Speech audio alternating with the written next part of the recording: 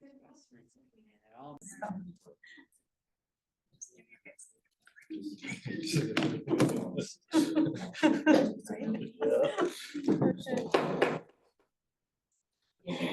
morning, everyone. All right, roll call. Sorry, Maya. That's okay. I'm not hearing the audio in the room, the amplification, so I might have to get up in just a minute. Mr. Alashewski. Present.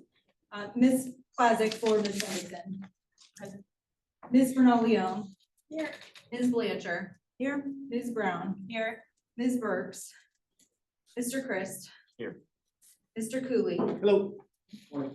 Ms. Maloney for Dr. Day. Here. Mr. Fitzpatrick. Dr. Flewelling. Here. Mr. Glicksberg. Here. Ms. Hammer Levy. Here. Dr. Rashoran. Mr. Williamson for Ms. Kessler. Here. Ms. Todd for Ms. Crawl. Present. Mr. McNally for Mr. Miller. Present. Dr. Moyer. Ms. Powers. Here. Mr. Pratt. Here. Ms. Vogel for Mr. Freeman. Here. Mr. Provenzano. Here. Chair, we have a quorum. All right. First item on the agenda is, are there any changes to the agenda, Ed? No changes. No changes. All right. So we have the minutes from the February 7th, 2025 Management Board meeting. Is there a motion? Is there any changes to the minutes or anything that anyone saw that? Seeing, has everybody had their caffeine this morning? All right, double checking. All right. Do we have a motion to accept those minutes, approve those minutes? So moved. Do we have a second? Second. All those in favor? Aye. Aye. Any opposed? All right, motion passes. Is there any members of the public who would like to speak? Any members of the public online? No. All right, seeing none, we'll move into the regular agenda action items, starting with the quarterly financial report. Ed. Good morning, everyone. On page 8 of the agenda packet, we have the quarterly financials through March 31st, 2025, which is basically the second quarter or first half of fiscal year 2025. Couple of things just to note. You notice that both revenue and expenditures are slightly less than that 50% mark. Sort of the expectations that what where we should be at the halfway point in the fiscal year. And that's mainly due to the pace of a lot of our contracted technical projects being pushed out a little bit further. I do have a couple of footnotes that I have mentioned at the prior board meetings, but just want to reiterate them again. We actually received some state funding this year to support establishment of a real-time monitoring station in Bishop's Harbor. So that was sort of unexpected when we were developing the budget last August, and it's reflected there under footnote 1. And then under expenses, there's 2 footnotes. We actually had to purchase a couple of laptops to replace some faulty laptops for staff this year, which was unplanned. So there's additional costs there that we weren't anticipating when we developed the budget last August.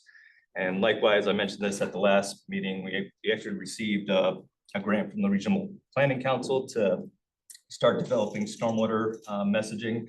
And part of that grant was some incentives to get public participation in some of that, developing some of that messaging campaign. Again, those funds were both on the revenue side and the expense side were unexpected when we developed the budget last year. So we're slightly over on those expense categories. But overall, that gives me opportunity at this meeting to propose an amended budget, which is the next agenda item. And it will make sort of these corrections as I just specified across both our revenue and expense categories. But overall, as I mentioned, we were on track to and projected to have expenditures about a little bit less than what we projected with the initial budget from fiscal year 2025. And like I said, we'll make those adjustments in the mid-year budget. I don't know if there's any other questions on the quarterly financials, but fairly standard report, and hopefully those additional explanations on the specific categories help understand where we're at halfway through the year. Questions? Yeah, have you had any, it doesn't look like it, any impacts, like reductions from the federal government? Not as it stands as currently. So there was an initial pause at the end of February where we couldn't draw down from both our work plans as well as the additional bipartisan infrastructure law or Infrastructure Investment and Jobs Act funds coming to the program. But quickly after that was brought to the attention of the agencies, we had access to those funds and have been able to draw down these federal dollars. As we talk about planning for the next fiscal year, I'll kind of give you my projections of what that might mean for us, both in this next fiscal year and beyond. And kind of give you my perspective on that. Right. But as it stands right now, no impacts to our current agreements. Any other questions for Ed? All right, the recommendation is to recommend the policy board accept the fiscal year 25 mid-year budget amendment proposal. Do we have a motion? Moved. Do we have a second? Any additional discussion? All those in favor? Oh, go Can ahead. I clarify that this was for the quarterly financial report and the mid-year budget amendments next? Okay, sorry. Oh, Who was the second? I'm sorry. sorry. Thank you. That's the language there, okay. All right, all those in favor? Any opposed? Motion passes. All right, agenda item 6, the fiscal year 5, wrong one. Gosh, why do I? You're jumping You know, you have 2 minutes. You're trying to get to the discussion. Trying to get to the fun stuff. I'm sorry. No, I'm kidding. Quarterly financial report we just did. Okay, so now fiscal year 25 mid-year budget amendment. Yeah, so page 10 of your packet is basically something that we could bring to the board at this May meeting, and it's optional for the board to consider, but we do like to consider an amendment to the initial budget that, like I mentioned, was developed last August based on the pace of both our revenues and expenses through the first half of the fiscal year. It also gives us a little bit more of an opportunity to bring our budget projections to what we anticipate when we finally close and pass the final budget at our November meeting later this year. So as I mentioned, we're making some adjustments to both revenues and expenditures. Our expected revenues are going to be about 10% less than what we projected last August, and our expenditures are about 13% less. And again, that's mainly due to the pace of contracted services. Most of our grants are cost reimbursement, so the like expenses are matched with revenues that we bring in from different sources. So that's why you see adjustments on both ends.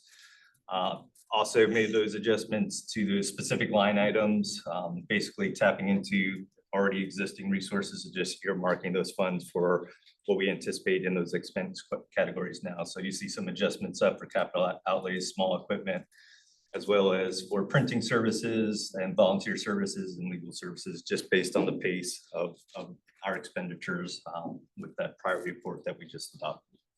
Other than that, like I said, this is an optional thing, but it does bring us a little bit closer to our final numbers when we pass the final budget, and that serves as the basis for our audit when we fully close our books in a particular fiscal year.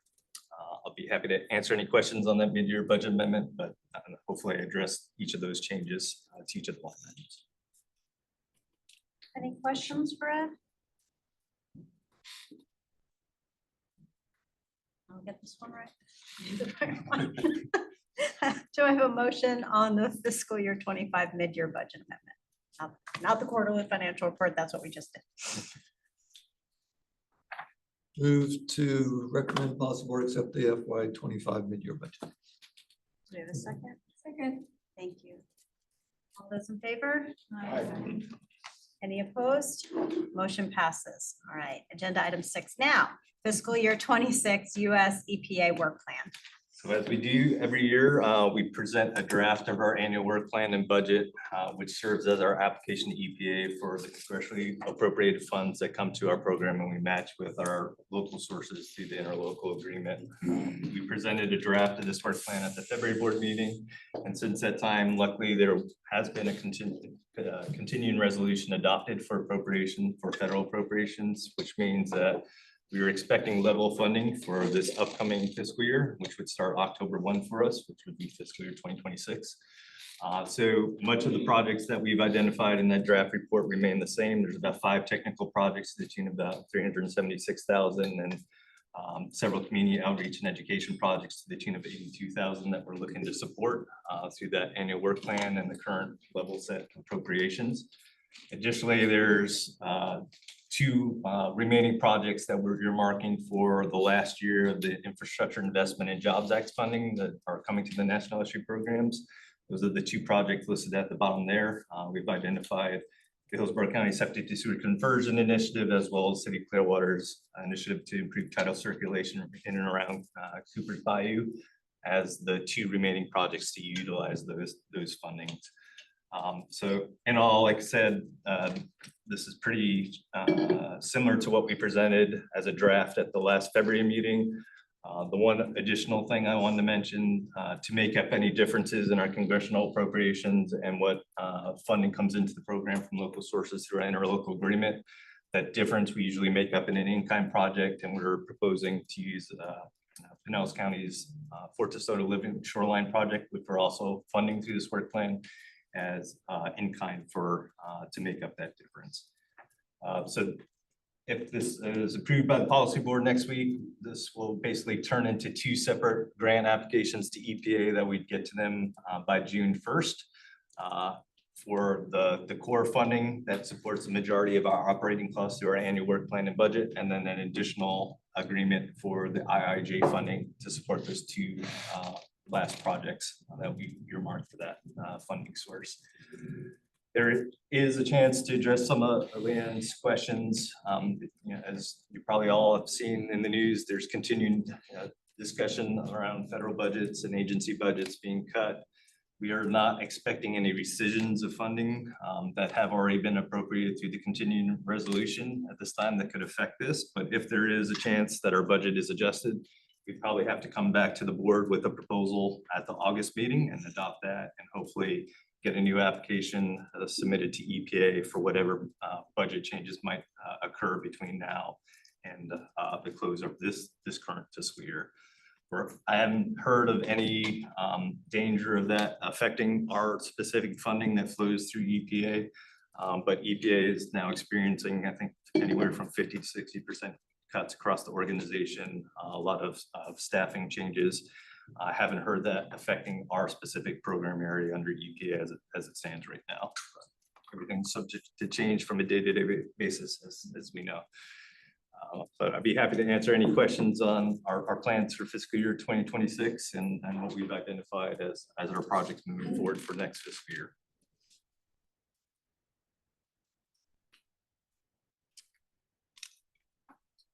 We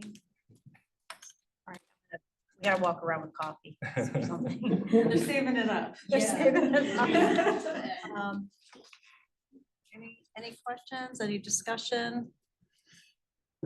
I do have a question, Ed. Have you done any kind of contingency evaluation in your head, looking at the work plan / budget and what that might look like, and Yeah. is it like a 40% cut level or 60% cut level? Like, Yeah, I think, hope for the best, plan for the worst, that Exactly. kind of mentality for this year. I think optimistically, and I'm expecting some budget cuts to our program in out years beyond fiscal year 2026. I think as we receive what those figures might be, there's probably going to be less and less support that we can maintain to specific projects. And we would just maintain core operational, expenses at that point. Right now, we're able to support about $500,000 in projects that, support implementation of the CCMP. Depending on the severity of the cuts, we might have to dip into those sort of funding levels, as well as some of our operational costs in the future. Yeah, we've sort of planned for that, but as it stands right now, there's no danger that I have heard of our funding, at least through fiscal year 2026. And I'll just offer that our intent is to hold a joint workshop with the management board and the policy board in August, so that we can talk about the strategic planning going forward and make sure that, you know, we're future-proofing the organization and meeting the needs of the community.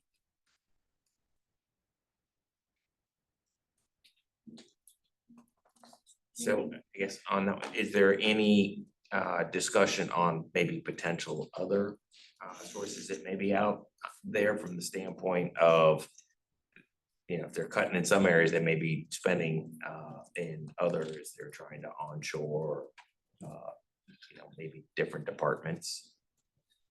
Yeah, organizationally, and this is part of some of the prior strategic discussions that we've had with both boards that Maya just mentioned that we're gonna entertain again this August. That we do have a reserve fund, so every year we put aside non-federal dollars as a rainy day fund for these circumstances where our budget might fluctuate. So we do have a little bit of buffer built into some of our reserve funds. But beyond that, yeah, you know, additional ways that the program could be supported in the future beyond just the core interlocal agreement funding partners is, I think, so right for discussion at this August meeting. And we're open to it. You know, some of our grant programs that we manage are leveraging additional dollars that don't go to necessarily our core operations. So there might be different ways that we could think about funding the organization in the future. We have a pretty diverse set of funding sources right now. And so that puts us in a stronger position than some of our counterparts. And so we're fortunate with respect to that. And that's been at the direction of both this board and the policy board. You know, what other alternatives we can add to the mix, you know, is, again, like Ed said, up for discussion. And I think we're all going to be sort of in the same boat where, you know, the federal options become more limited. I know y'all are feeling it at the local level. And so we're going to have to think through what it is, what the opportunities and options are, and what are sort of the core services that are critical for the estuary program to meet.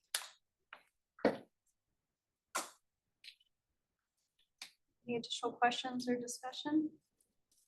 All right, so we have, do you want me to take all three at once, or do you want me to go one at a time? Okay, so we have three actions recommended.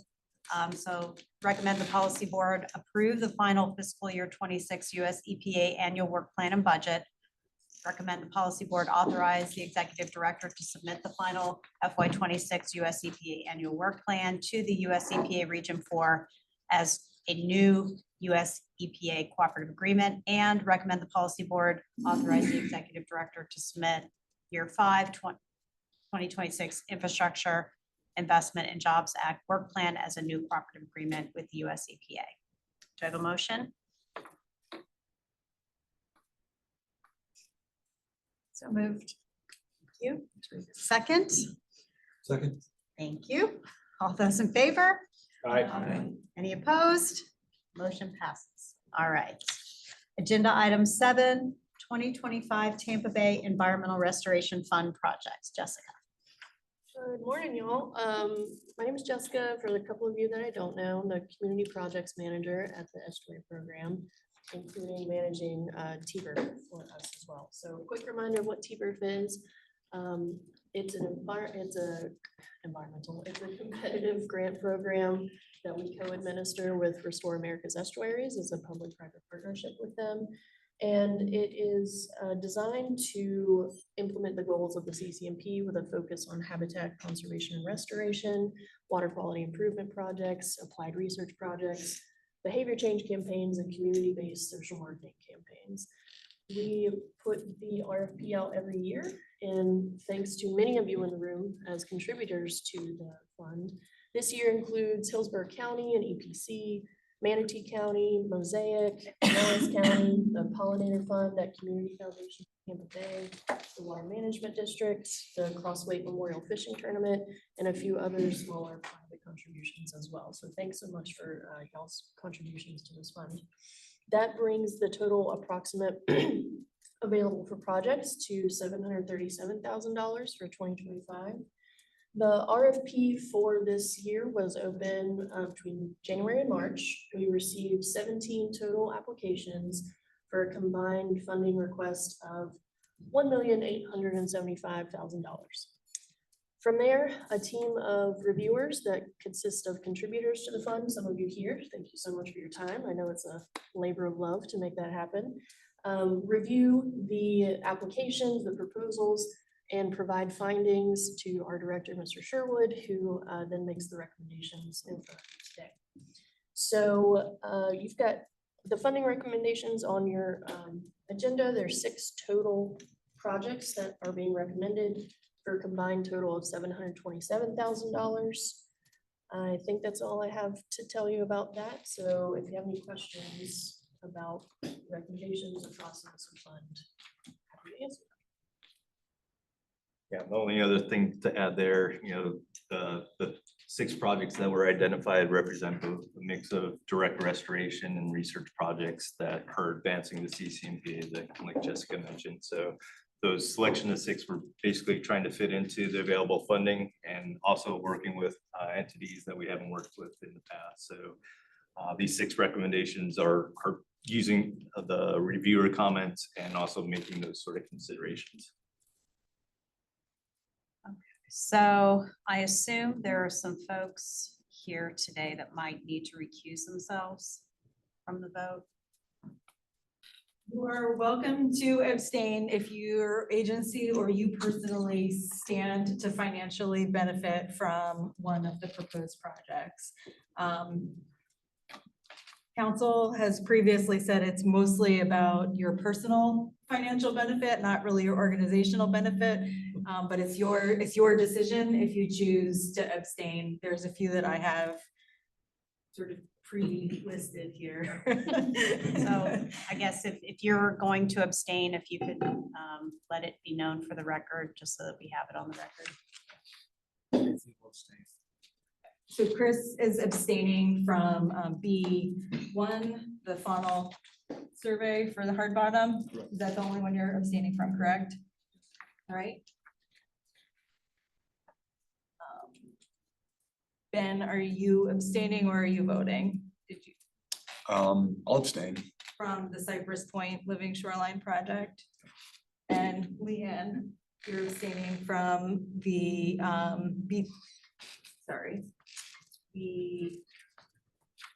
just watching Carrie go up and down.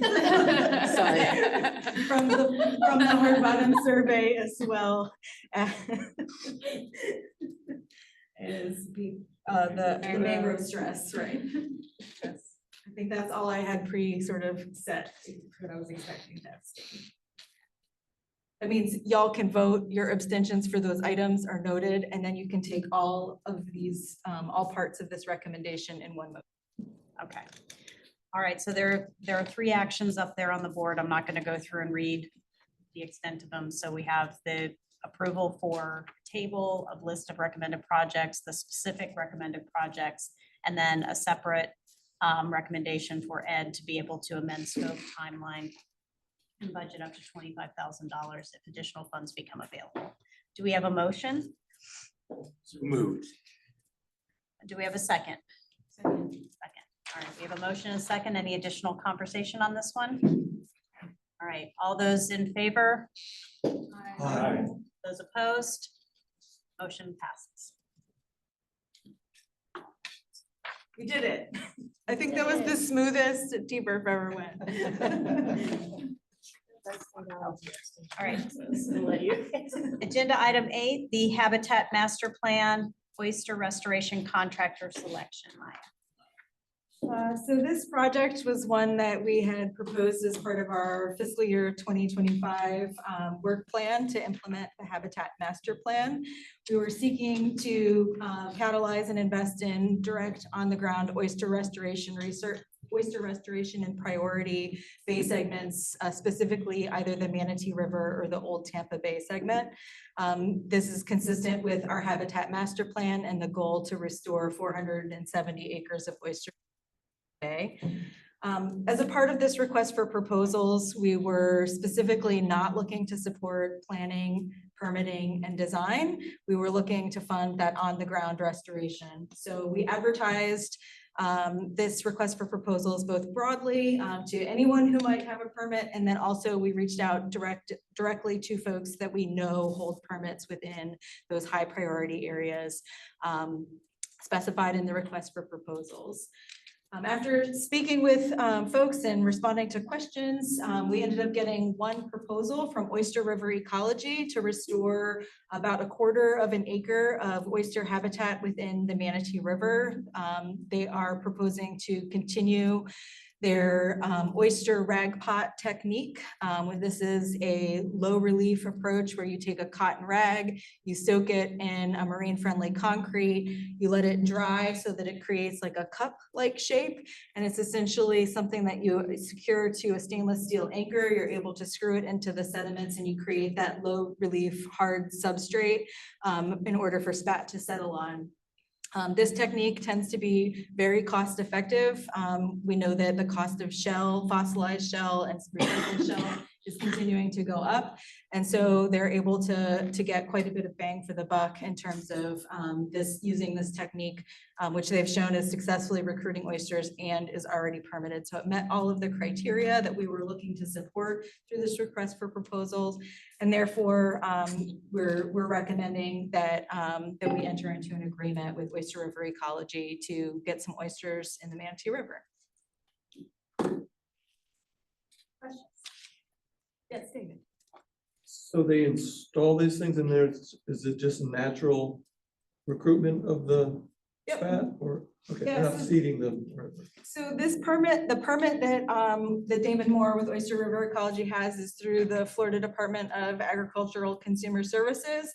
And so there is actually a part of his permit where he is seeding, where he's able to release spat and directly contribute to like aquaculture activities. But there's no real need to within this segment of the Manatee River or Tampa Bay proper. We have enough spat. We don't have enough hard substrate. And so, you know, if you put the right substrate down, if it's in the right kind of salinity area and all of those things, it's going to recruit oysters.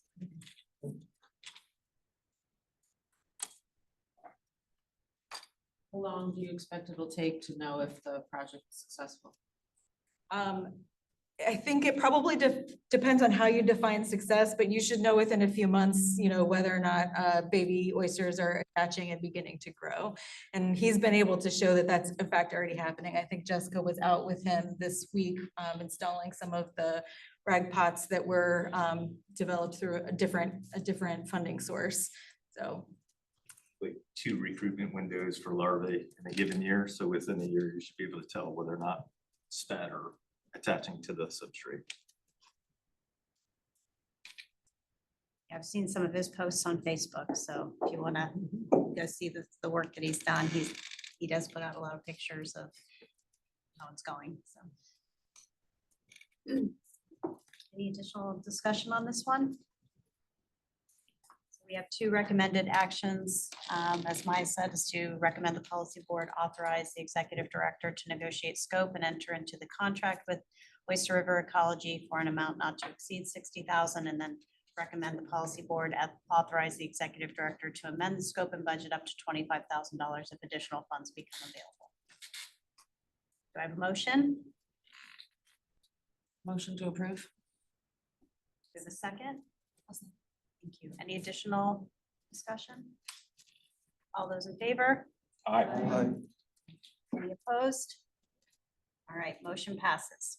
All right, executive director and staff reports, executive director, oh, Ed's the first one, and Yep. so, Yeah, I kind of mentioned sort of the federal funding outlook. And like I said, we're expecting some budget reductions in out years in fiscal year 2027 beyond. So as we plan for that work plan, tail end of this calendar year and into the next calendar year, we'll make those adjustments accordingly. And then we'll also have that opportunity in August to meet collectively as both the management and policy board and kind of workshop the future direction of the program and what the core funding priorities should be, with the expectation of reduced funding in the near future. So that's sort of the optimistic outlook right now, I think. But good news is that we did get that continuing resolution and the funding, at least through fiscal year 2026, looks like it's going to remain unchanged.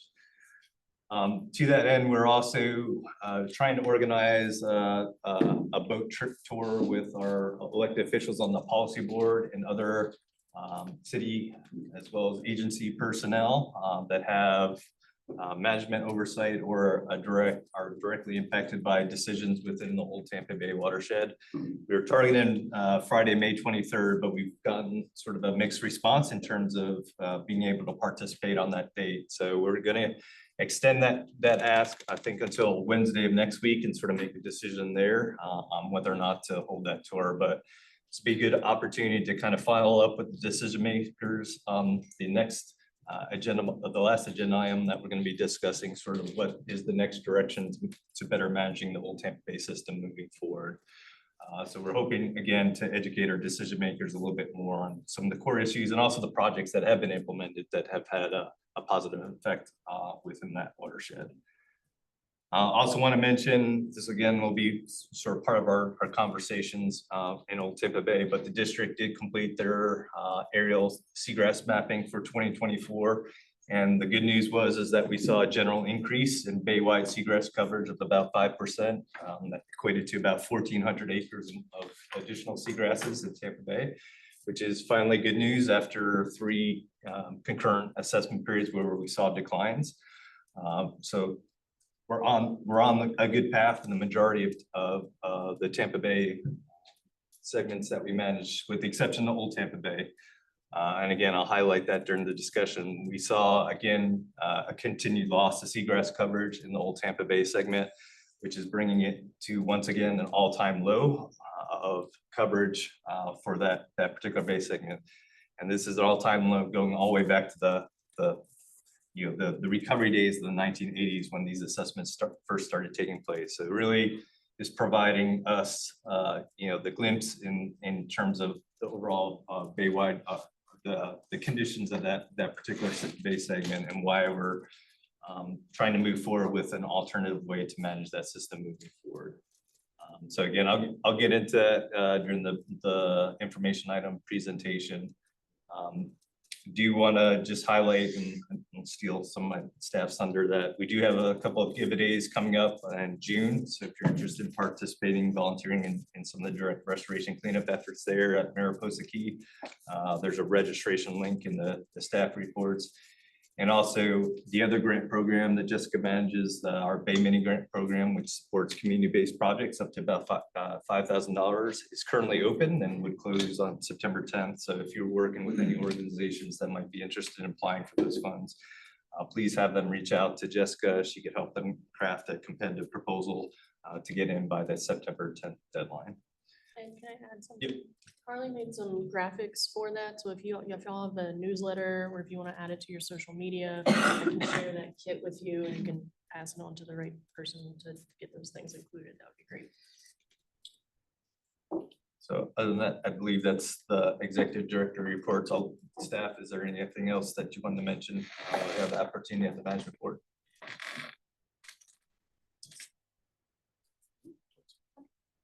All right, for the technical advisory committee, it's, if you go to page 16 and 17 in your packet, you'll, see the list of open science, the technical reports, field work, presentations that have been done. I did want to just, instead of going through that mostly, because that's stuff that you can look at, is Marcus, you were proposing kind of a different direction for an upcoming TAC meeting. So I thought you might want to talk about that. Yeah, I can talk about that. So we've been having some discussions internally lately about our TAC and the role it serves within our broader management conference as a program here. For the last couple of years, it's been mostly kind of passive one-way presentation of information to TAC members. Presentations are not necessarily a bad thing, but we're kind of re-envisioning how we could better leverage the TAC as a community to vet science and provide recommendations to the management board that ultimately go to the policy board. So our next TAC meeting is June 4th, and we're planning on having a more engaging and interactive component there. We're gonna have a panel discussion from folks that have been involved in the TAC for many years and kind of give their historical perspective on how it used to operate relative to now. And there's also going to be two more interactive discussions and breakout groups looking at some of the recommendations from the old Tampa Bay Assembly Capacity Project, as well as a potential macroalgae monitoring program. So less presentation, more discussion, and the goal is to, again, to get folks to understand the role of the TAC within our program, as well as provide some more concrete recommended actions about those two projects that I mentioned. So look forward to that. There will be some prep information coming prior to the meeting. So be prepared if you have staff coming to the TAC to be engaged and talk with us about some of the science that we're vetting through that group. I'll just add briefly that part of the work that's coming out of the old Tampa Bay Assimilative Capacity Assessment, the challenge is, we're presenting quite a bit of this information to the Tampa Bay Nitrogen Management Consortium, but some of the actions and the findings are really more outside of the scope of the work of the Nitrogen Management Consortium and much more aligned with the estuary program, the technical advisory committee, and then up through the management and policy boards. And so we want to make sure that they are exposed to those, findings and that work as well. And that if we are to advance some of the recommendations that are coming out of these things, that it's going through the proper governance channels so that it's not sort of mismatched with the committees that we're working things through.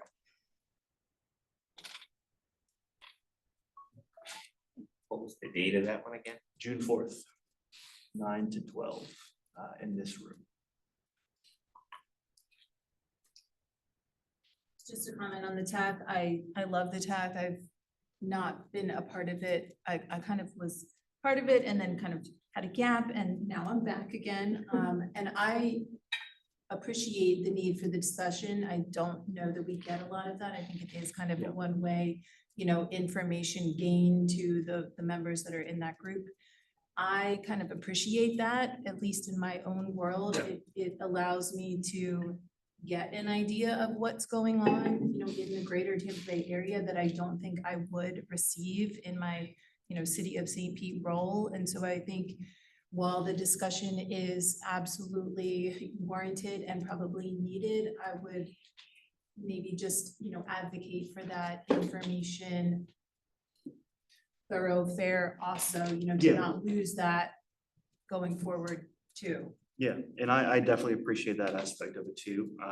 That's definitely going to be a service that will continue to be provided. It's just that as Maya suggested, there's some items that need some more vetting and just consulting with the TAC in terms of how we recommend some of the actions coming out of that within our broader management conference as a program. And as a staff person, so I'll share my personal perspective, is sometimes it feels like folks look to us to do all the things.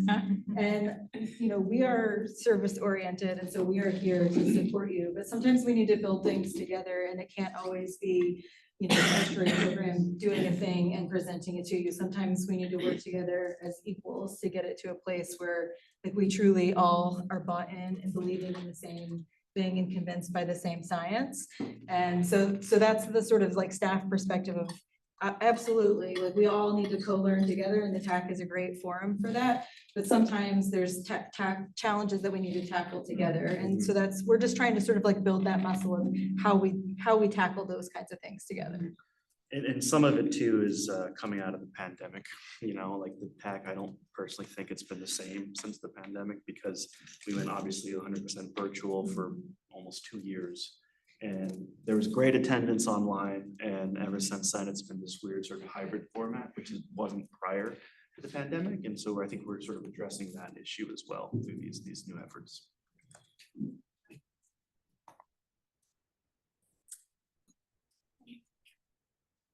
Any other questions that you might have for Marcus on June 4th? Community Advisory Committee reports. Hi, I'm Megan Blanchard, and I'm co-chair of the CAC. We have a new co-chair as of this last meeting, Garrett Christ. We're excited to have him on. And just to tell you what we've been up to, we had 2 meetings. One was wholly focused on oysters, and it was really exciting to get all those presentations from those groups. We also had a Golden Mangrove Review meeting.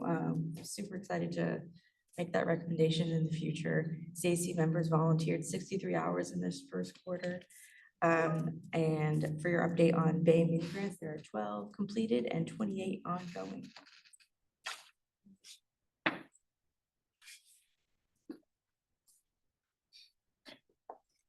Any additional questions for Megan? All right. Old Tampa Bay Assimilative Capacity Assessment Update. Go up here just for neat presentation. CDC is closing. That's conversation brought everyone out. One that we've been having with the consortium. Going back to the fall, give me just a second.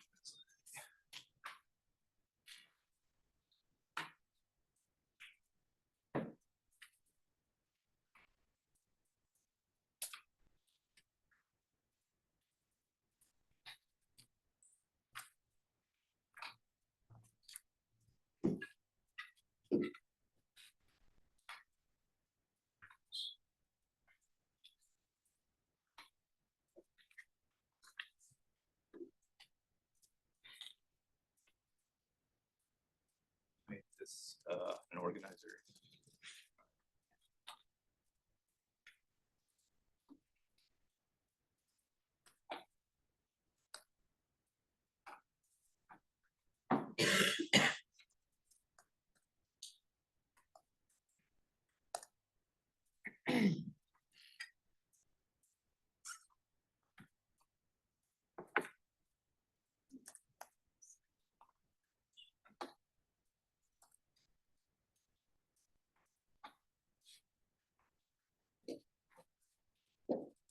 I will be presenting it here.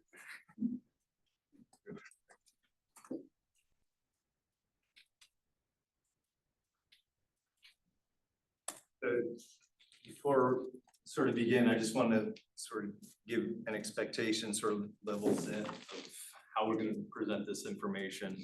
As I mentioned, this has been a conversation that the consortium has been having going back to this past fall. So as I present this information, there has been some recommendations developed.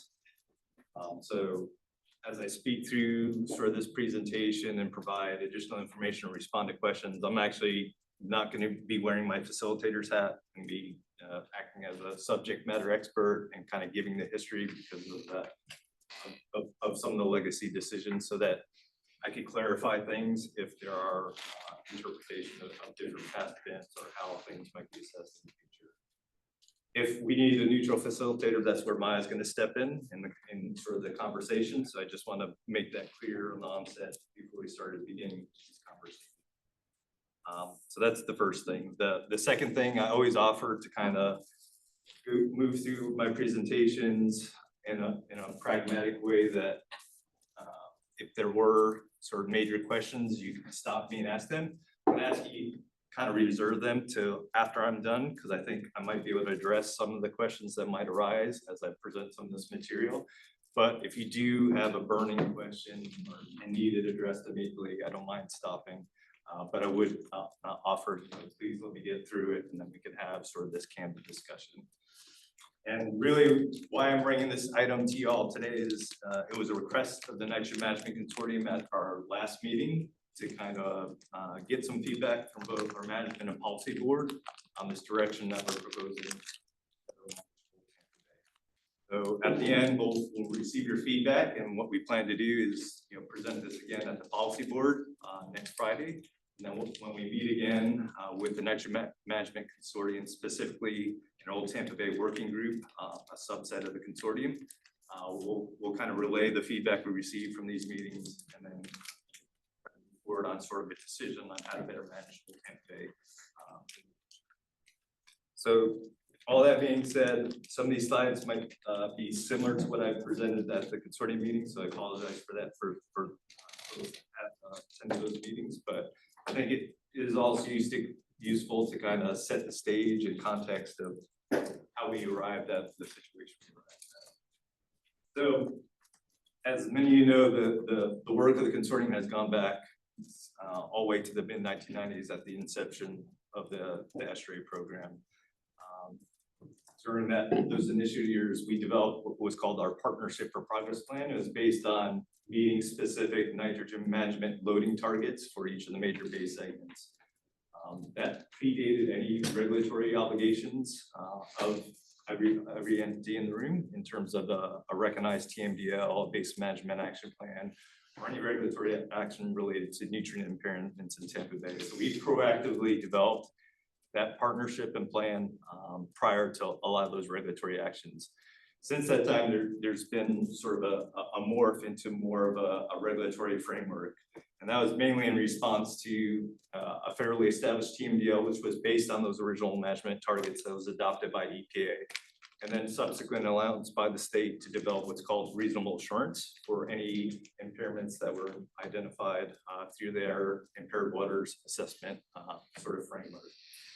And given those two sort of circumstances, a federally recognized TMDL and the state's impairment assessment, back in 2001, it was the decision of the estuary program and the nitrogen management consortium to seek reasonable assurance by the state to proactively develop a plan to address those nutrient impairments moving forward. And every 5 years since that time period, we basically have been updating that plan on a 5-year basis and submitting that to the state for their additional feedback. And ultimately, they're the deciders on whether or not we're maintaining that reasonable assurance determination that the actions that we identified are going to put us on track to meet water quality standards in the future. All these water quality standards, the loading targets were developed with seagrasses in mind. And that is sort of the benchmark, that an indicator of estuarine health that we've adopted early on in the estuary programs management conference. And it's sort of the guiding light and an additional indicator that tells us of whether or not we're on the right track and managing the bay. So as I mentioned, the consortium has been instrumental in that. A lot of the consortium players are in the room today, but there's also a lot of municipal governments as well as private industries that are part of the consortium that aren't represented on both management and policy board. So that's why we're kind of moving this decision point that I'm going to present to you today through the consortium, because there isn't representation of all those partners here in our management. All that being said, the last 5-year reasonable assurance update was submitted to the department in 2022. And at the time, we were observing in Old Tampa Bay that we were not meeting numeric nutrient criteria related to chlorophyll conditions in that bay segment. That's one of the key indicators we use to understand whether or not water quality is supportive of seagrass recovery and coverage in that bay segment. Those were adopted again very early on in the reasonable assurance process. And when we submitted that plan to the state, we made very clear intentions of what the next steps should be based on us not meeting that recognized numeric nutrient criteria by both DEP and EPA. It's that additional actions are necessary. We're going to come up with a plan during the next regional assurance planning cycle from 2022 to 2026, the current period we're in, to identify the needed actions that we need to implement to get that bay segment back on track. It also recognized that things in Old Tampa Bay have been evolving, and the ecosystem response isn't necessarily the same as it was when we first adopted some of those management targets in the early 1990s. So we partake in what we're calling our assimilative capacity assessment now, and we're using contractors' support to develop some of those additional analyses to get a better understanding of the reaction basically of that bay segment of nutrient loads and other management interventions to meeting these criteria moving forward. And really the crux of the situation between that chlorophyll A not meeting that numeric nutrient criteria was that there wasn't sort of a one-to-one concordance with what we use as the compliance benchmark for nitrogen, which is described as a nitrogen delivery ratio. So it is the amount of nitrogen delivered to the system relative to total hydrologic input. And there's been a disconnect for quite some time between the observed chlorophyll conditions and sort of that additional numeric nutrient criteria that's used by the state to identify impairment. So I'll get into that a little bit more. But again, that's one of the bright lines we've been using to guide this process. We haven't consistently been meeting this chlorofluoride numeric nutrient criteria in this base segment. And as I mentioned during the executive directory report, over the 2016 to 2022 period of time, where we had data, we saw fairly significant declines in seagrass coverage, baywide, but in particular in Old Tampa Bay was driving a lot of those losses. And with this latest assessment in 2024, while there was good news in the majority of the other bay segments where we actually saw some recovery of seagrass coverage, Old Tampa Bay has continued to show a decline. And it's highlighted there by that red oval there. And as I mentioned, that bar is now at the all-time low in terms of seagrass coverage. And the danger, I think, at this point in that basin is that similar to what's happening in India River Lagoon, that system might be at a tipping point, that it's going to take a lot of effort to reverse the course now to get that seagrass coverage back. That also leads us to, the inclinations that something must be done and that we need to think about how we adaptively manage that system moving forward. That's been sort of the, what we said we would do as a partnership, both through the Nitrogen Management Consortium and the SCA program. When we submit our reasonable assurance documents, there's a very defined way of how we assess conditions in each of the major bay segments. And there's certain actions that are responsibility of the Nitrogen Management Consortium now, and there's certain things that we provide information to the regulatory bodies, DEP and EPA, that go beyond the scope of the consortium. But well within the scope of the consortium is trying to resolve that disconnect now between the loading conditions and the observed waterway response that we receive from the Old Tampa Bay segment. And those boxes that I'm highlighting are basically where we're at in sort of this reasonable assurance assessment framework that we said we would do if these conditions arise, and we're acting on them now and providing sort of that adaptive management response to hopefully continue to maintain reasonable assurance in the state, but also identify needed actions moving forward to get water quality conditions back on track. So I just want to say, this is what we outlaid as a partnership. This is what we came to agreement to probably about 15 or 16 years ago. We're now in the situation where we have to kind of trigger these additional actions now as a community. And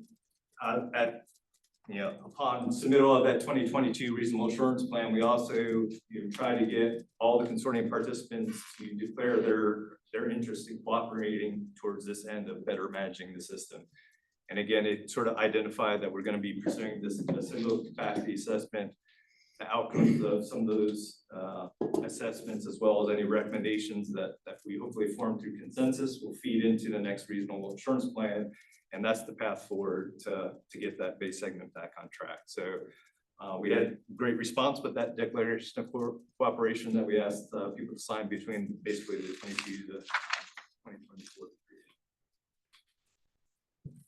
period. And as I mentioned, that sort of led to the similar capacity assessment that we have some contract support to help us develop. And one of the first tasks was really to understand whether or not the nutrient management paradigm that we've been using historically since 1990, the mid 1990s, still stands.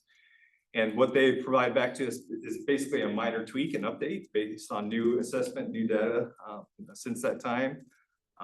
That basically is making one recommendation that's kind of pertinent to the Nitrogen Management Consortium. It's identified in that red box. It's moving away from scaling and assessing nutrient loading conditions on that delivery ratio basis and looking at it from an absolute loading basis, because there's more of a relationship between the chlorofluoride response with that metric rather than the old way we've been assessing conditions in that base segment. So that's sort of the impetus of a lot of this discussion. As Maya and Marcus mentioned, there's other recommendations that are highlighted by that, I guess it's yellow or orangish boxes. Those are more discussions around management targets that we assess as an estuary program related to the harmful algal bloom that occurs in Old Tampa Bay. So these are sort of sub-seasonal, sub-segment seasonal targets that we use to assess progress in the future to see whether or not our actions are having more immediate response in any given year as we move forward and assess Old Tampa Bay's conditions. We'll be bringing those ancillary recommendations to the TAC and then probably the management board and policy board again in the future. But the main focus of the consortium has been on trying to manage the nitrogen loads to Tampa Bay, and that's, you know, the highlight of the red box and the change in the paradigm that I'm kind of discussing right now with y'all. And basically, the one major recommendation that came out of that sort of affects how we manage the system moving forward is this shift away from hydrologic normalization, which is a little bit of a complex way of assessing nitrogen loadings, but we think it's a pragmatic approach based on the fact that there's this continued disconnect between chlorophyll conditions and the nitrogen load delivery ratio. That top graph on the right of the slide, the blue line is basically the observed total nitrogen loads to the old Tampa Bay segment. The red line is what happens when you scale it relative to hydrologic conditions.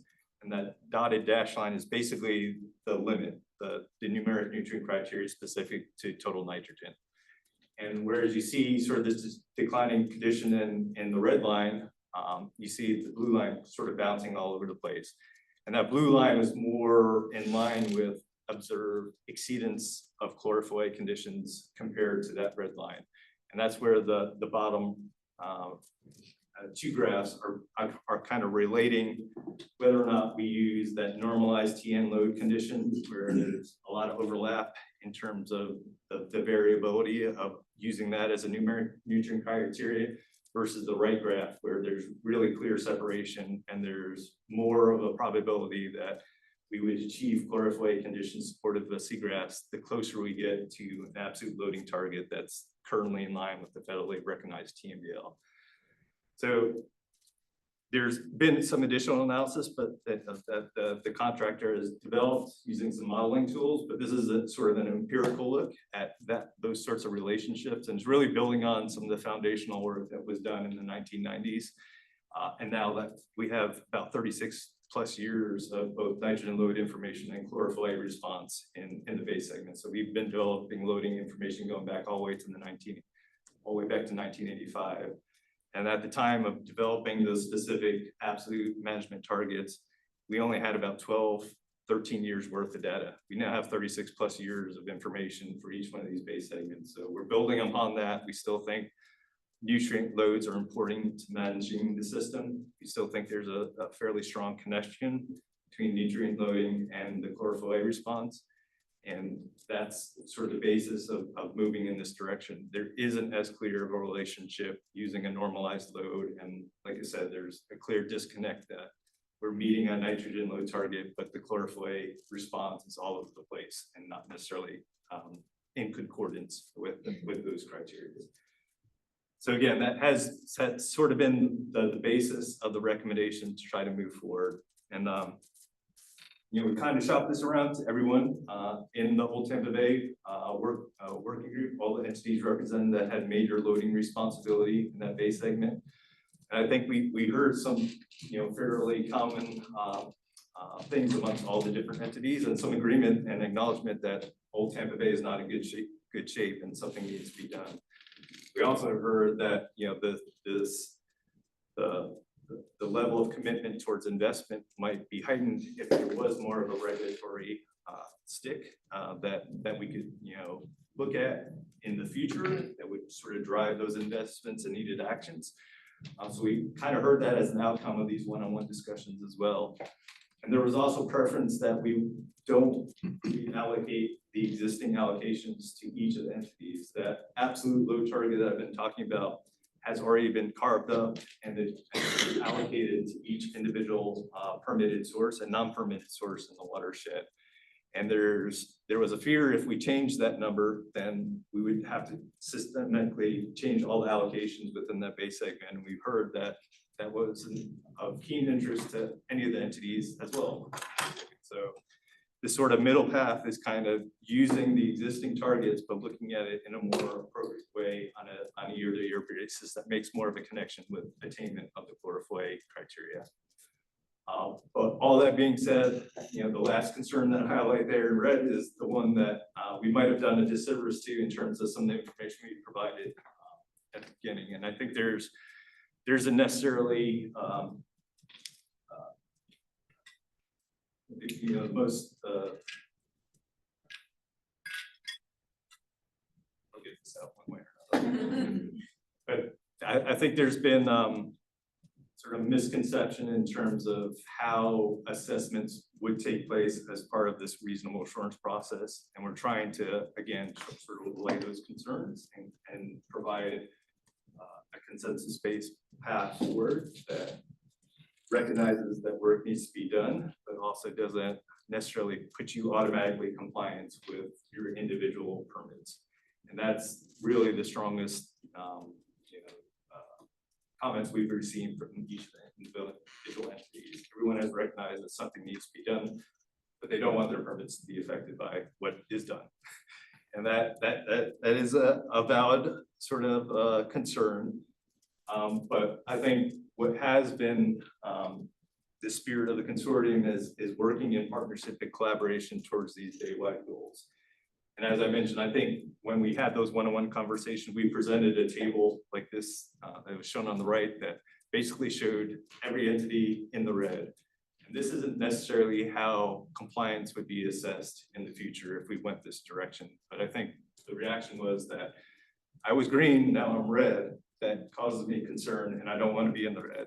And we understand that, but I think what we've used these tables to identify is what needed actions need to take place over the next 5-year reasonable assurance implementation period and beyond to get us back on track. And we've used this information to identify what a needed load reduction would have to be in that base segment to get the appropriate chlorophyll response. So all that being said, as we presented reasonable assurance to the department, it has always been at this base segment level. That is the responsibility of the consortium to report at the base segment. How the base segment is meeting these identified chlorophyll targets and collectively meeting these nitrogen load targets that we develop, whether they've been scaled or normalized to hydrology or in absolute terms. And that is what we're proposing moving forward. That's what we're asking the sort of department to weigh in on, if that's a valid approach. And then beyond that, the individual entity compliance, I know is still a concern to everyone sitting in this room.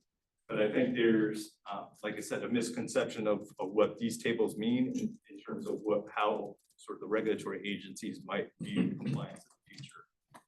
Absent a reasonable assurance plan for us working towards these collective goals, the regulatory agencies have it in their prerogative to individually ask or mandate things be done by each and everyone in the room that has permitted load, if they were so inclined to do so. We were trying to stay in the situation where we're working together and working towards this collaborative outcome of trying to reach an 84-ton reduction that will put us on a better path forward water quality wise. And that's sort of what this graph is trying to convey to folks and hopefully allay those fears. That blue line is basically what I showed you before. Those are the observed total nitrogen loads to the old Tampa Bay segment. That red dotted line is basically would be the absolute load target. And the green dots represent a 5-year rolling average. And the triggers in the Nitrogen Management Consortium's compliance framework is always predicated on chlorophyll conditions. And there's been 7 instances over the past 36 plus years where we've been tracking conditions in the bay where we've not met the numeric nutrient criteria that has been identified for chlorophyll in 2 concurrent years. That's the trigger that goes to the next level, looking at the base segment loads. The most recent period has been in 2020 and 2021, our last 5-year time period and reasonable assurance update. And that's highlighted by the boxes on the top of the graph and X's. So those 7 instances are basically highlighted in those boxes. Those would be the triggers when additional nitrogen loading assessments would be necessitated. And we take a look at the bay-wide level of whether or not that 5-year rolling average was above that red proposed numeric nutrient criteria. And the assessment at that point would be looking at basically these 2 dots of how far they are from the 486 absolute load target. And you see they are above it.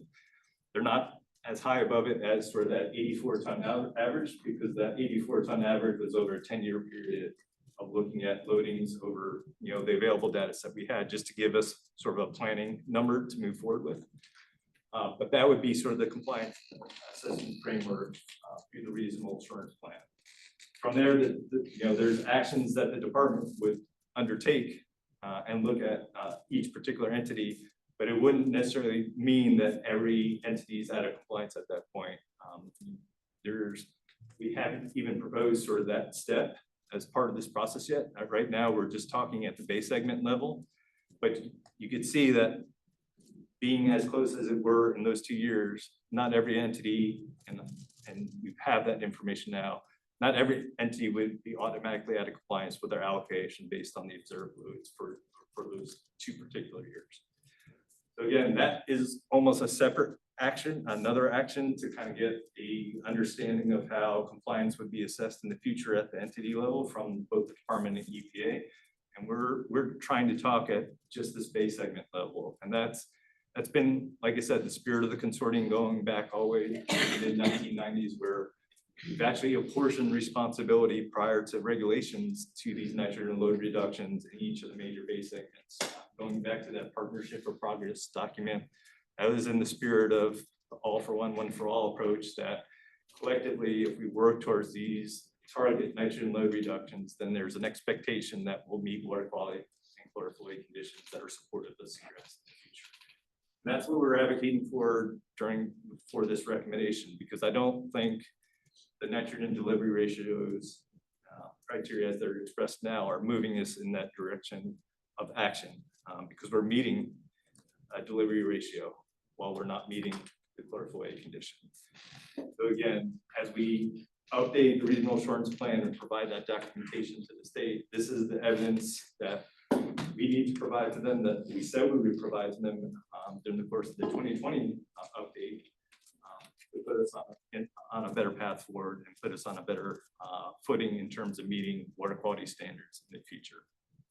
And again, sort of the impetus of this is also what we've been seeing in terms of both the number and the magnitude of impact of projects within that base segment. This is data pulled straight from the action plan database. The top graph is basically the number of projects that have been identified in each reasonable assurance year, going back to the original one back in 2001, and then looking at the most recent period that we're in now. So both the number of projects that have been identified in the Old Tampa Bay segment, as well as the magnitude of their impact in terms of total nitrogen loads removed from the system, has also diminished through time. So that 84-ton target of trying to meet an absolute load more consistently gives us sort of a bright line to shoot for again.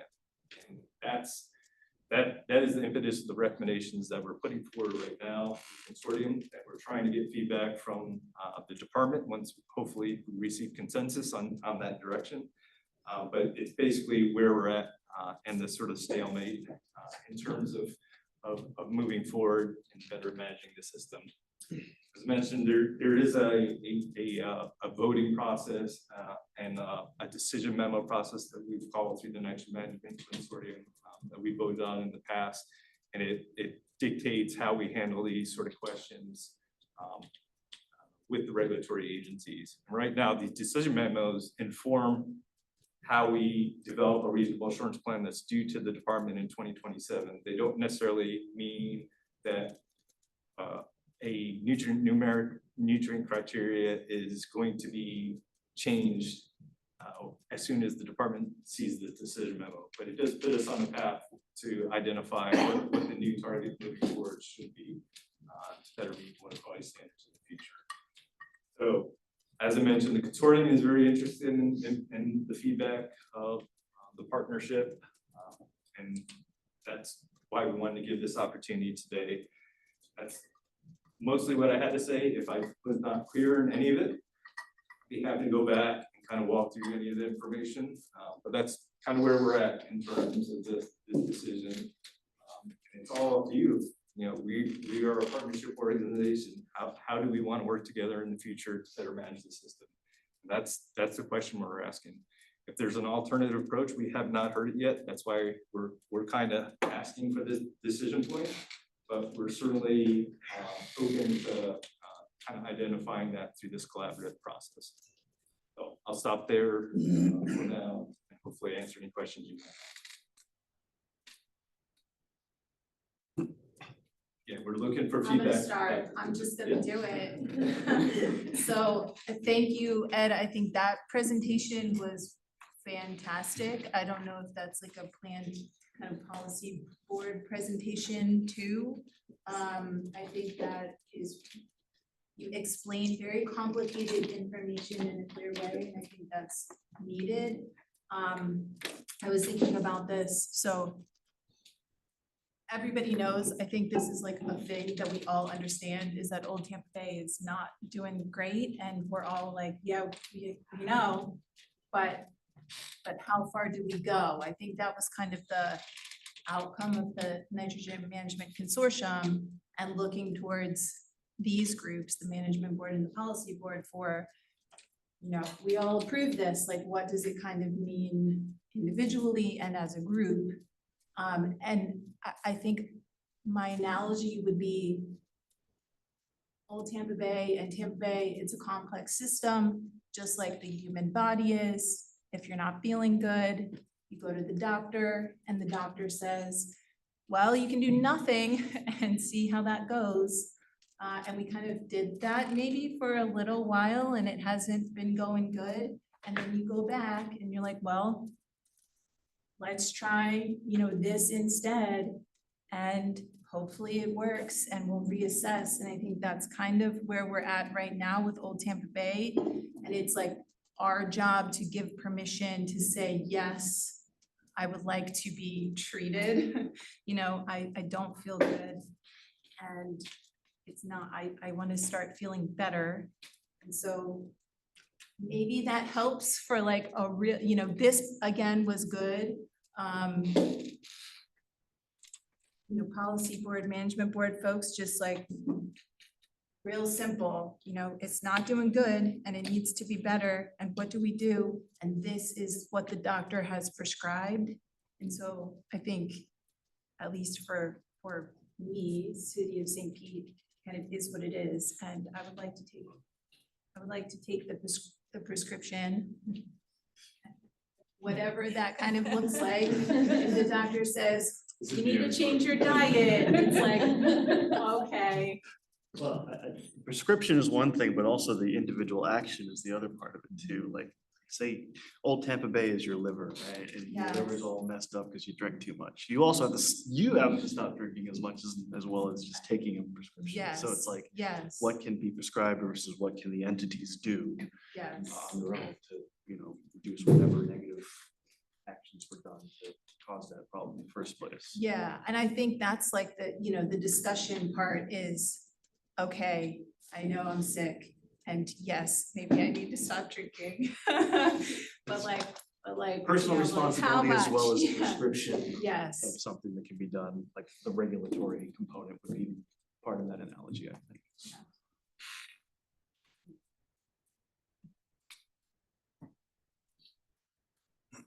Yeah, I mean, I guess, oh, go ahead.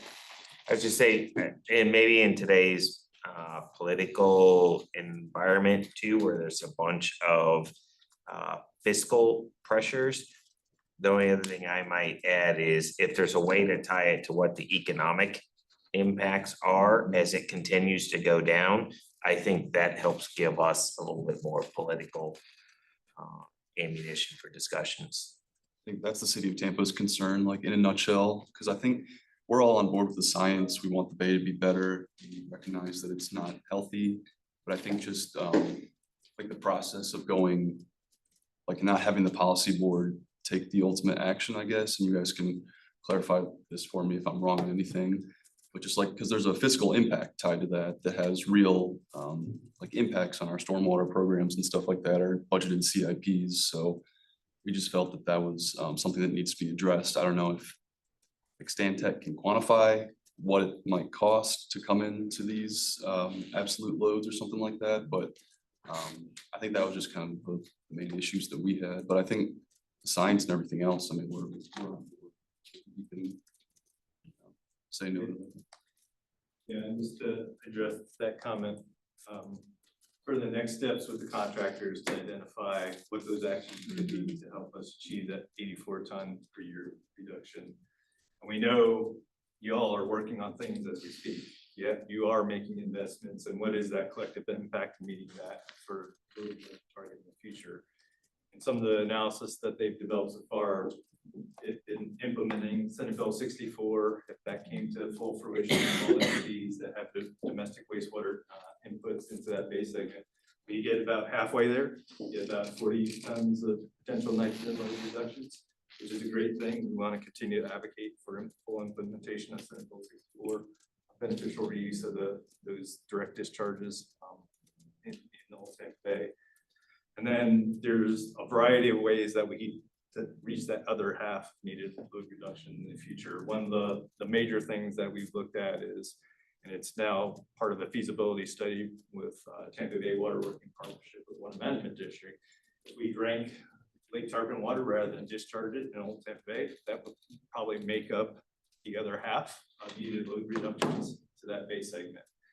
But if neither one of those projects come to full fruition, then we have to do additional stormwater controls, because those are the only other major sources in that base segment. We are committing resources as an SU program to develop a multi-jurisdictional stormwater master plan and actually implement projects that will hopefully get us towards that other half of load reductions through stormwater. But that's where we're also encouraging all of the partnership to think about and proactively plan for additional load reductions that will help meet that overall target in the future. And that's sort of the collective working together, all for one for all approach that the consortium has undertaken. And that's really the documentation that we would provide to the department in order to maintain reasonable assurance in the future. We recognize that by switching to an absolute load target, we're not going to be automatically there next year. It's going to take work, it's going to take effort, investment to meet that sort of 5-year rolling average and consistently stay around that 486 ton mark in the face of a changing climate, more rainfall and everything else. And that just means that, you know, the investments that have been languishing in the base segment as identified in the projects that are entered in that, you also reverse that course. And that if we start making those investments and they're justified, we make the, you know, a justifiable pitch to your decision makers at each one of your entities that this is valid and this needs to be done, then, you know, that is the documentation that the department needs to maintain reasonable assurance for the space segment in the future, and not collectively ask each of you individually to do this, or this. That's the approach we're trying to stay in through this reasonable assurance update and the recommendations. And hopefully that addresses partially sort of the question of what projects could be implemented cost effectively in the future to help meet those goals. So once it goes to like FDEP and EPA, do you guys expect them to agree with this new approach? Or, I mean, like how confident are we that this is like the best approach? Or we've had preliminary conversations with the department, and they provided examples where going to this absolute load rather than sort of a delivery ratio concentration-based target. It's used in other water bodies in the state, so they didn't have any disagreement with going in this direction. I think the next steps for the consortium is, if we adopt that, what does that mean in terms of annual compliance, making sure that's sort of clearly identified. Right now, you know, it is the department's prerogative to look at on an annual basis permit compliance with allocations as it stands right now. And we provide that as part of the reasonable assurance document on 5-year chunks. But frankly, we're out of compliance with water quality standards in 2021. So the department had that prerogative to look at individual annual compliance with the permit. And the limits that they dictate are hopefully creating that nexus with our recommendations and allocations that have developed through the consortium in the past. And you also asked if this is the best approach. This is the approach that's being recommended by staff and by the consultant. And there were alternatives that were evaluated that didn't resolve the concordance issues with the hydrologically normalized load and the chlorophyll A results. We also looked at alternative interventions, such as oyster restoration, causeway modifications, flood control structures. While those things might benefit you in terms of increasing the likelihood that you meet chlorophyll A criteria in some of those years, they are insufficient by their cells to provide the kind of certainty and reasonable assurance that you would need to document to the department that you could be in compliance all of those years. They were not as powerful as the nitrogen load reduction. So that's why we're kind of taking those alternative actions and saying they're still probably worth doing, because if you can make sort of minor tweaks to the chlorophyll levels in some of those problematic areas in Old Tampa Bay, you're gonna reduce the chance that you're gonna be out of compliance with the chlorophyll target those 2 back-to-back years. So you're not gonna take that deep dive look into, the individual loads. But if you want to see that, in a regular and likely fashion, you're going to be needing to sort of lay out what the path is for the load reductions and agree on a course together about what is practical, what is feasible from a fiscal standpoint. We're just trying to show you where the science kind of takes you in terms of the most meaningful actions. And that's the way the recommendation has been laid out.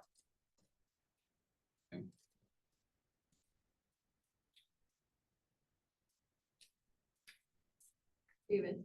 Thank you, Ed, for the presentation. I've been involved with this for a lot of years. And I think that was a great explanation of the situation as it stands right now. I've had a lot of angst in terms of recommending things to my management and administration, thinking that, I can't recommend to them something that would put us out of compliance. So I appreciate the explanation you just gave with that. And also, but the one thing is I fully back and support the need to kind of stay in this cooperative, collaborative framework, as opposed to, getting to the point where they're just dealing with everybody individually and mandating. But organizations need to do. So I appreciate that. Yeah, And I really support staying in that. Dave, I think you said the right word, mandate. We have an opportunity right now as a consortium to figure it out on our own and work the best solution on a time scale that I think maybe we can live with, even in the face of all the austerity and financial pressure that everybody's having to deal with. If that cooperative framework goes away, like you said, it goes to individuals and you'll end up with a load allocation that you are mandated to meet that's lower than it is today. Because as Ed said, they go back and look back 2021, FTP could choose to say they're out of attainment. That segment is out of attainment, and now we're looking at a different framework, the TMDL, and some probably pretty significant waste load allocation reductions, right? So I still think we have a good chance here as a consortium to, navigate this complexity in a way that, we have in the past, and I don't think we should squander that.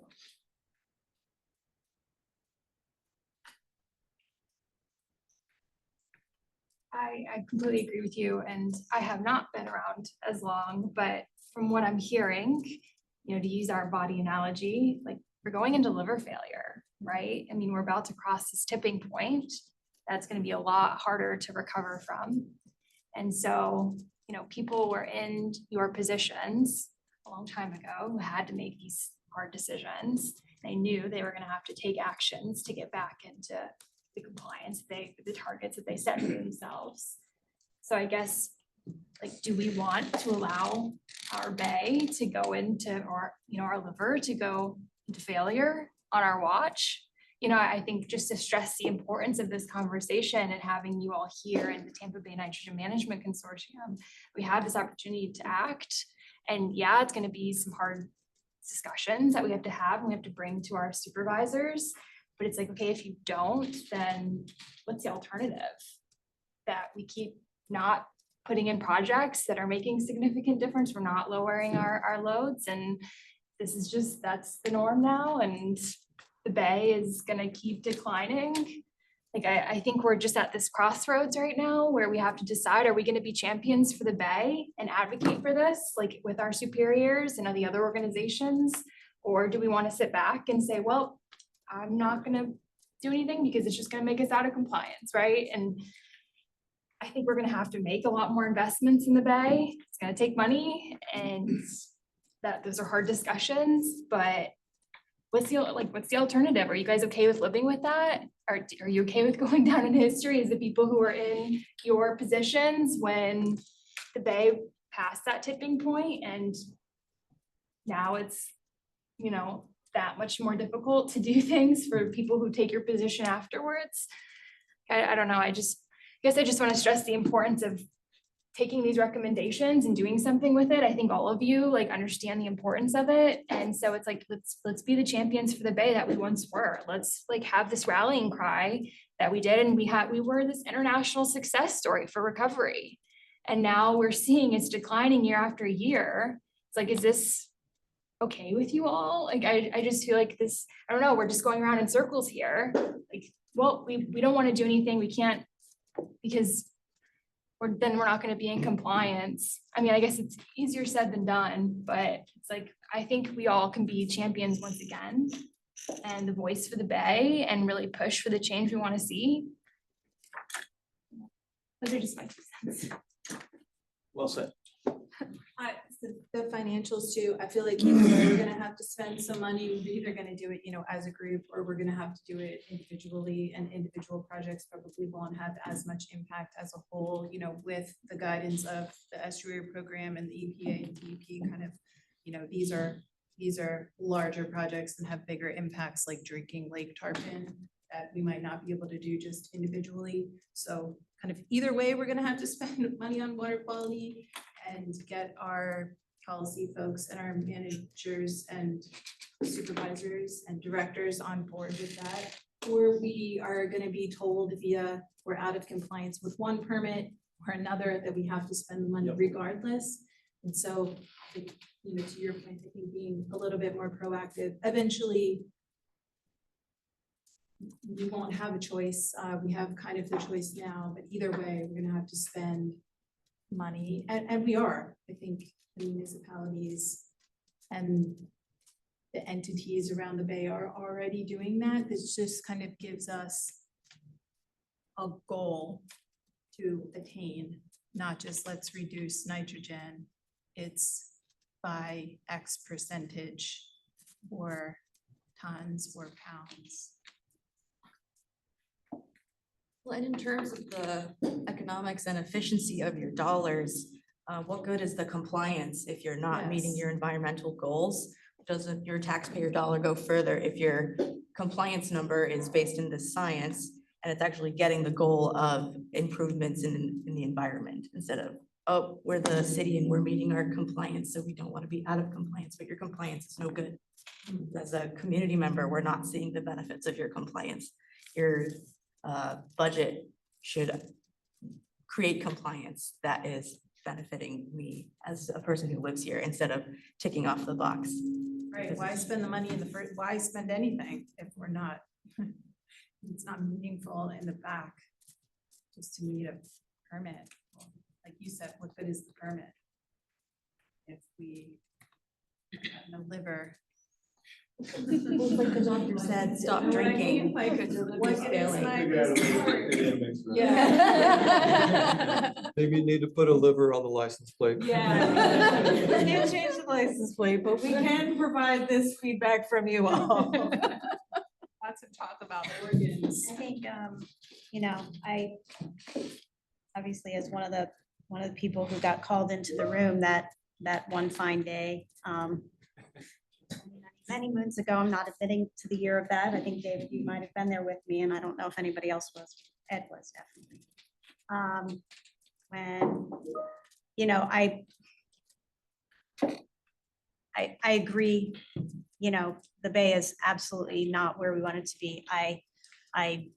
When we talk about the economics of things, I think we also need to not only talk about the economics of, you know, what are we looking at as like costs, but also, you know, the economic evaluation that we had of Tampa Bay that spoke to jobs, it spoke to, you know, businesses and impacts that we can directly connect to the Bay. That's a huge thing for elected officials to be able to tie in. And I also think it's important that why we say the loads are not where they need to be, but we also acknowledge that there are other things contributing to the condition where we are now. There is a significant sediment load. We haven't assessed it. We don't know the impact of it, but there's a significant sediment load in those sediments up there. And we did a study and then nothing really came of it because it's a very complicated thing. It's like, what do we do with all that? You know, okay, but we have to acknowledge there are other things. We have to acknowledge there are circulation problems. We have to acknowledge that there are other things contributing than, you know, just loads. Loads is a piece of it, but I want to make sure that we tell a full circle picture, because if magically somehow we get down to that number and things don't turn around the way we thought they would, that's a really hard thing to respond to. So it's, you know, science is, like you said, it's very complicated, and there's no magic, you know, pill, we take this pill, we get better. So this is part of it, but there are other things, other actions you may have to take. Take your high blood pressure medicines, but exercise and, you know, do these other things too. So it is complicated. This is part of it, the part of the strategy. I also think it's important, and while I don't know that it would happen, the reason why we got called into that room that day is because the city of Clearwater's permit was denied for their wastewater treatment plant. Because the state and EPA said, we cannot authorize your permit because if we do, you're over the load allocation for this Bay segment. So we're going to give these numbers to the state and go down this path. There's nothing to say that at some point in time, the city of Tampa goes to get their permit renewed and they go, wait a minute, you know, you're supposed to be here and you're here. There's this gap, and how are you going to close it? I think it's important that, I mean, will that happen? I don't know. I don't think anybody was expecting the city of Clearwater to get their permit denied. It was, you know, and then we had to come up with a plan. And that plan came out of the Nitrogen Management Consortium, and it's been this collaboration of private and public working together, which we have to keep. But I also don't want to say that could never happen again, because if we're going to put different numbers on a piece of paper and we're going to give that to regulatory agencies, it absolutely could happen. Yes. And I think, again, I'm not saying that, I'm just saying that I think we'd be very transparent. You know, we're not hearing that, but you know, that's how we got here in the first place, was a load allocation to a wastewater treatment plant that exceeded the Bay target. So I think you know, this is a great, I mean, it's a terrible story. It has to be told. We have to, you know, find a way to not let us go down the Indian River Lagoon pathway. I just want to make sure that we acknowledge that this is part of the strategy. And we got these other things that we have to work on, and we have to see how they're part of it and how we can work towards addressing it. But we also need to acknowledge that, you know, here's what we've heard from the regulatory agencies, but here's what happened in our past. And so could it happen again? Maybe. But, you know, the best way to do this is together. And, you know, one for all for one, here we are. And the reasonable assurance process allows that opportunity for some of those complementary actions. It's just hard because those aren't always the purview of what the regulators are, you know, controlling, and what the entities in the Nitrogen Management Consortium are sort of like the reason that they're there in the room, right? Is because they have that nitrogen load. But if you stay in that reasonable assurance process, if you can control the chlorophyll or reduce it such that you're not popping those limits, then you can, you know, create more space for you all to work together, but I think that load reductions is part of that. It is one part of that, no matter what. But it gives you this extra flexibility of, you know, if you understand the internal loading from sediments and you want to do a targeted dredging project, you know, you can do that if that helps control the chlorophyll, that has an input there too. You know, same with a lot of the things that we've been sort of bringing before this group is some of these complementary strategies with respect to causeways or oysters. All of those things can be there, but it's not, they don't live in the consortium's purview. They are in the purview of the program, which is why we're going to have the TAC meeting to sort of talk about those complementary strategies and move those through. And that's the place where we're really looking for you all to make recommendations on those complementary strategies where we can get those synergistic benefits. But I'm glad that I'm hearing from, I think, all of you in the room, the benefit of maintaining the cooperative, collaborative approach of reasonable assurance and what we need to do in order to keep that going forward. I think that's been like the most consistent message I've heard from you all. Well, and the other part of that is that the RA, to your point, gives us flexibility that a regulatory action like a TMDL does not. All right, so we have, for example, a reasonable assurance plan for Lake Seminole. The original TMDL that the department wanted to give us was over 90% load reductions for nitrogen and phosphorus. I don't even know how, from an MS4, there's no waste, there's no wastewater, there's no point sources, so they were trying to get blood from a rock here.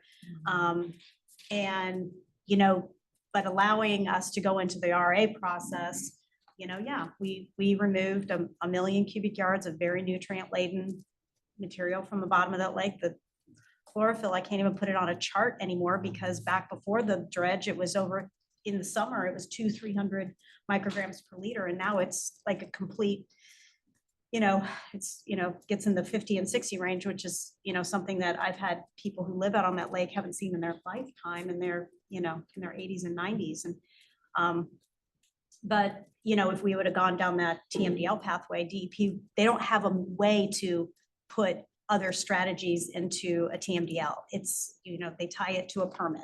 And if there's no permit, then they can't hold you accountable for it. So that I agree that besides just the collaborative piece of it, an RA allows you to do other things like oysters, like, you know, if we could talk DOT into some modifications. You know, yeah, so anyway. But again, I think the best science shows us that you're not going to get all the way where you need to go by doing those alternative actions, no matter what. Load reductions are a part of it. And that's why it's sort of important to go down a path that targets our attention and builds support, not just at our staff level, but all the way up to the elected officials where we're making those investments in load reductions. If I could just use another sort of analogy related to health and the human body, and those actions you talked about the internal loading, you know, there are crash diets we could take to dredge out those materials, but if we want systemic change, you have to affect the diet and the buildup of fat in the system. And that is nutrient loading and the buildup of accumulate from that excess production. So we could do those one-time fixes, but if we're not changing anything in terms of the diet, then we're just going to get that accumulation back again, and we're just going to be on a yo-yo diet into the future. So I'm not saying that isn't part of the mix, but has worked, but has been the bread and butter of our progress and success in Tampa Bay has been long-term and sustained nitrogen load reductions across the board throughout the watershed. And that's what led to the success of meeting that lofty goal of 40,000 acres Bay-wide in 2016. And that's all we're trying to do is to get back to that place, particularly in the Bay segment we know is now struggling. Likewise, we support the sentiment and staying within the framework, which is a tried and proven course of action that's the right thing to do. I want to belittle some of the concerns that some of you here have in terms of fiscal and impact, because that has to translate upward to the political and secure that to do what needs to be done. But I think keeping the EP of your individual permits on your individual entities and have them to be heavily prescriptive to you, what you need to do is probably a good thing to keep in mind. And yeah, I'm one of the old timers, Kelly, here from the nineties, I've seen it. If I were DEP, I don't want to touch this with a 10-foot pole. I want this ship with everybody on it to stay the same and give me a collective compliance addendums, projects to keep everybody in it. I don't want to individually deal with every entity, with their lawyers, with whatever action they want to take. That's a mess and a half. And I am a regulator. I used to be a DEP employee in the past. Staying the course, staying together, doing it collectively, I think finding a way to alleviate some of the concerns and the fears of some partners in here who probably will bear more brunt than others. I think it's a good thing. I don't think it comes easy to any of us sitting here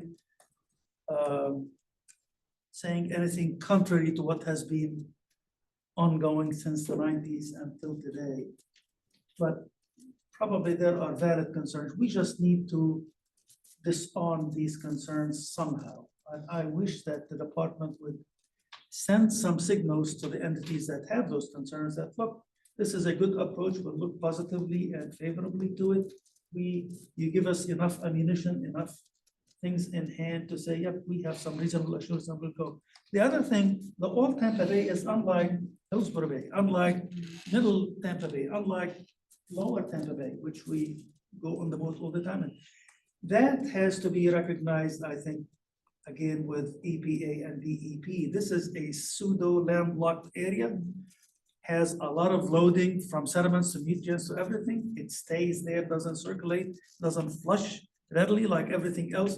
So maybe the same standard that is, imposed on other areas, this area, you need to look at it, it's a special, it's a special area. And it has challenges that other necks of the woods in the bay do not have. So staying the course with some of these pains and some of these concerns that we can allay those fears and get some signals from the DEP and EPA that we will look favorably at the common approach, I think, is the way to go. Support that. I mean, I think it's great we're all working together. I just feel like sometimes maybe it's that honey goes a little bit farther with a bunch of the folks, and as you're trying to get stuff to prioritize. I listen to a lot of, from Clearwater's perspective, the beach makes a lot of money.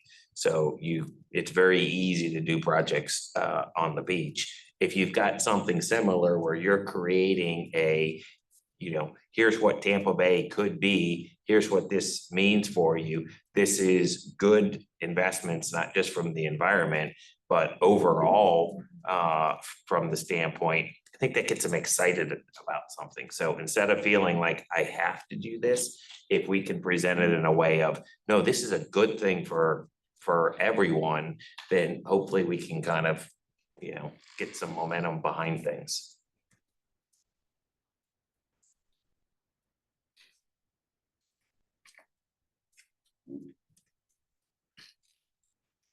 Other feedback on the proposed decision memo?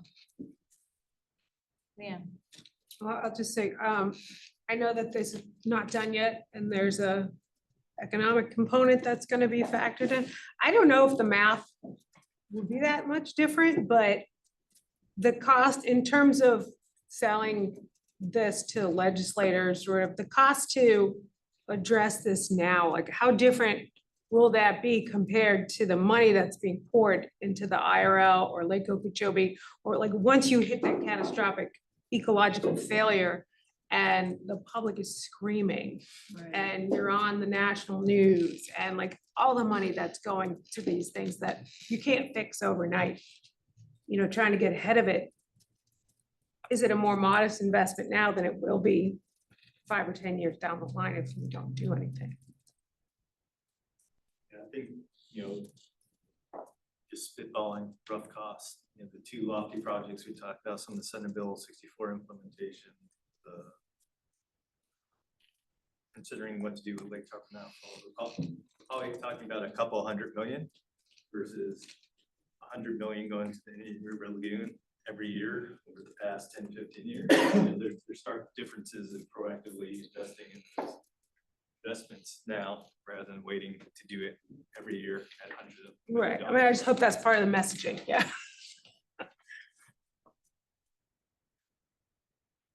Thank you. Lots of different audiences. I'm not sure that the economic information is useful for a decision memo between. No, but. Yeah, but for lobbying. Yes, understood, okay. That's what is the next step, right? So Tampa Bay Estuary Program brought this from NMC to Management Board. It's gonna go to Policy Board next week and then back to NMC. Yes, so we will share the feedback from both the management board and the policy board with the old Tampa Bay Working Group, which is a subset of the Tampa Bay Nitrogen Management Consortium. We've sort of been having these conversations with the full consortium, and it's maybe not fair to the other consortium members. We've really been monopolizing the time for this one bay segment. So we're gonna make sure that we have true consensus for those players in the old Tampa Bay segment. And, you know, they'll be able to signal whether or not they're ready to act on the decision memo as it's currently proposed. And if the answer is yes, based on their understanding of the issues and the feedback from you all and the policy board, then we'll schedule another meeting with the full consortium so the full consortium could act in accordance with the decision memo and the funding and voting protocol of this being a full consortium action. So it's not an action item for you all. You all are not the deciders of the Nitrogen Management Consortium business, but they have explicitly sought input and guidance from you and the policy board members as they consider how to move forward. Some of you sit in all the chairs, I understand.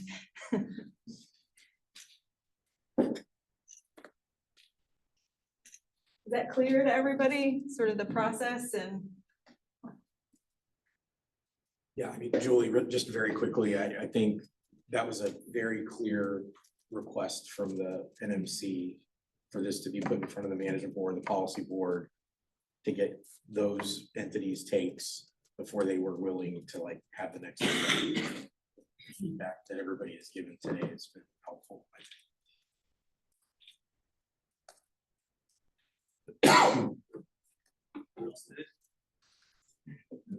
There's the other additional cuts. All